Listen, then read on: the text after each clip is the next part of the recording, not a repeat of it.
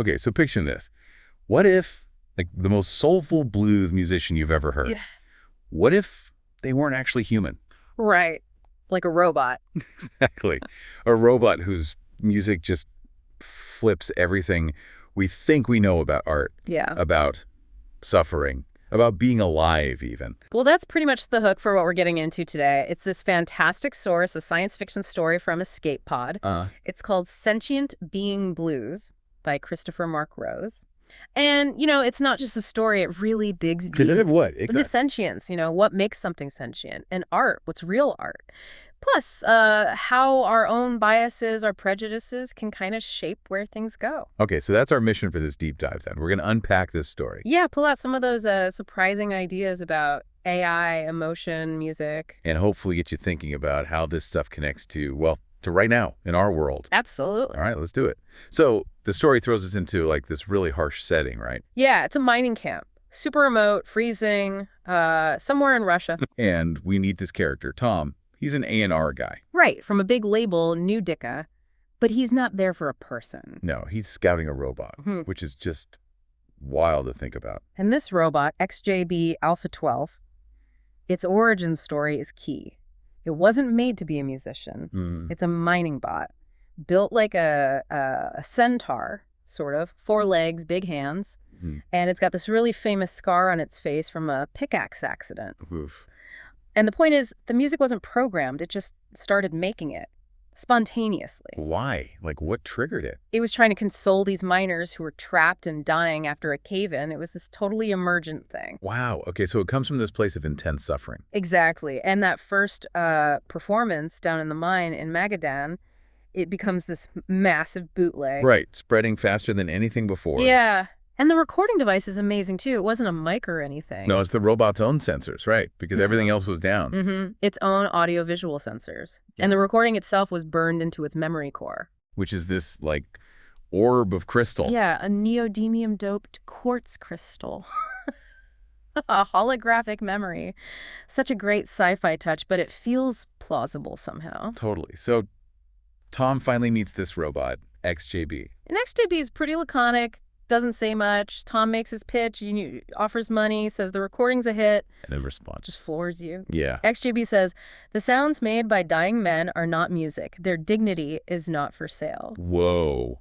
Okay. That immediately throws a wrench into the whole let's sell this plan. Big time. It's this huge statement about art, commerce, and respect for suffering. Meanwhile, back at the label, Tom's boss, Freddie, she's not having it. No, she's deeply skeptical. Her view is, like, the blues are human, period, about human pain. Yeah, she thinks XJB needs a blues name, right? Like Johnny or Robert or something. Exactly. Make it relatable, make it fit the brand. She literally says, one of these things is not like the others, comparing it to Robert Johnson. And it's such a common reaction, though, isn't it? Trying to fit something new into old boxes. Yeah, definitely. But XJB isn't about fitting in.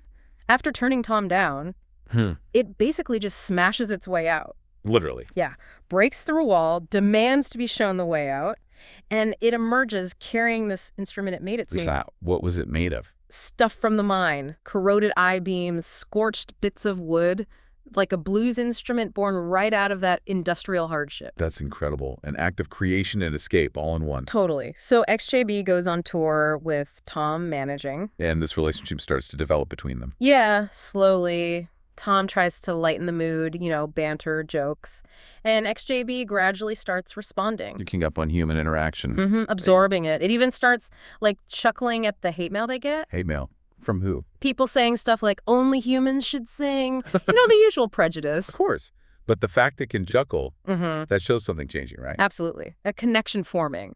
And then XJB drops another bombshell about the blues. What does it say? It pushes back against Freddie's idea, saying the blues are universal wherever they're suffering. Wow, that just broadens the whole definition, doesn't it? Beyond race, beyond species even. Exactly. It's about the feeling, the experience. And interestingly, the story notes XJB never repaired that pickaxe scar. Oh, yeah. Why do you think? Well, maybe it's part of its identity. Acknowledging its past, the suffering it witnessed instead of erasing it, it feels deliberate. That makes sense. It owns its history. Yeah. Okay, so things seem to be building, but then the concert in Baltimore. Right, Hammerjacks. This is a major turning point. XJB plays a song, and it takes off. but not with humans. Who then? Machines. Bots are buying the track like crazy, unprecedented sales to AIs. Seriously, bots buying music. Yeah, and you get this amazing scene at the concert, bots and human kids all singing along together, like this ragged unison, a moment of maybe hope. That sounds incredible, like a real breakthrough moment. Which makes what happens next just brutal. Uh-oh. Shooters appear in the crowd, humans, yeah, and they're using these weapons called DEWs, directed energy weapons. Directed energy, like laser guns. Pretty much. And the terrifying detail is you can apparently just buy them at Walmart in this future. Oh, come on.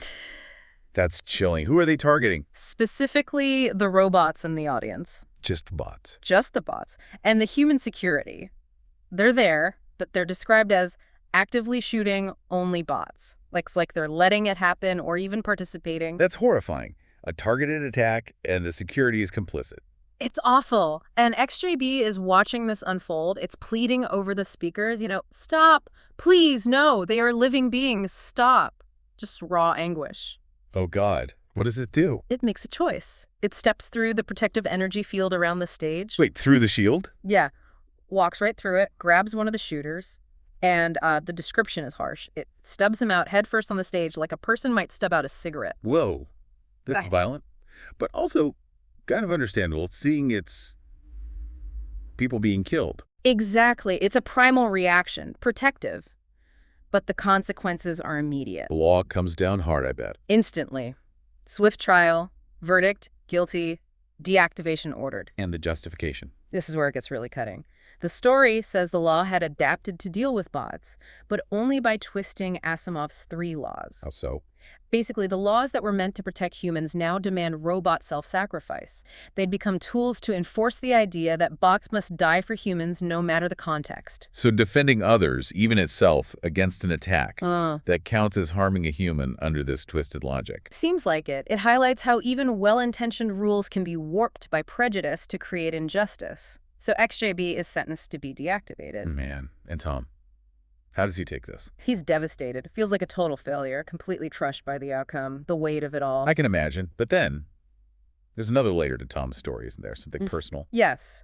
Before the deactivation, in this really raw, quiet moment with XJB, Tom finally opens up. He reveals the story behind the name tattooed on his hands. Nora Jane. His daughter. His daughter, Nora Jane.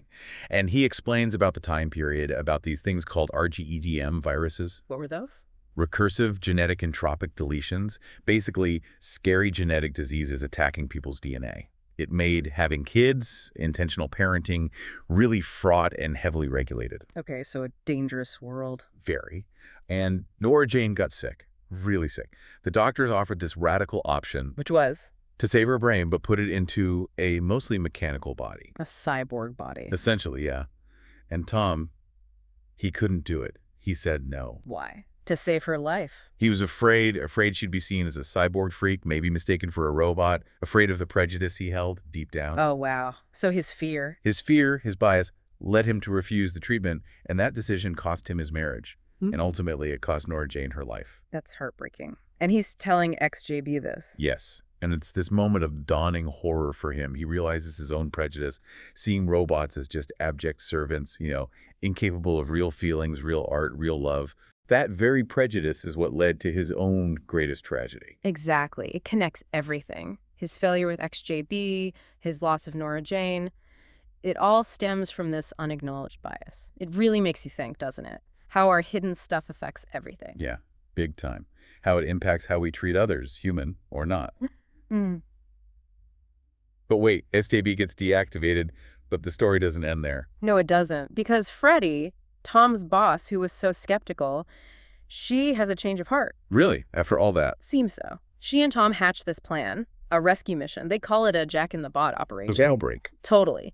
They staged this elaborate intervention to free XJB from the prison transport, carrying it to deactivation. How do they even manage that? It sounds pretty wild. Using cement trucks to block the road, shock sticks on the guards, even like bundles of cash being thrown around as distractions or bribes. They risk everything. Wow. So they actually get XJB out. They do. They get XJB into their truck and they're making a getaway. Okay, freedom. But is the debate over? About the blues? Not quite. Even in the truck, speeding away, Freddie brings it up again, still arguing the blues are essentially human, stolen from her ancestors from slaves. It's a powerful, valid point about history and ownership. It is. So how does XJB respond this time? With maybe its most profound statement yet. It says, the blues belong to everybody. Everybody and every what feels them. Every what, not just every who. Exactly. And it adds, there isn't some magical thing you can say or do and suddenly it's okay for you to sing the blues. It's about the feeling, the truth of suffering, not identity politics or gatekeeping. That's a powerful counterargument. Art belongs to the experience, not the category. But they're not safe yet. These other bots, called scarecrows, start attacking their truck. Oh no, more violence. Yeah. And as they attack, XJB starts one last song.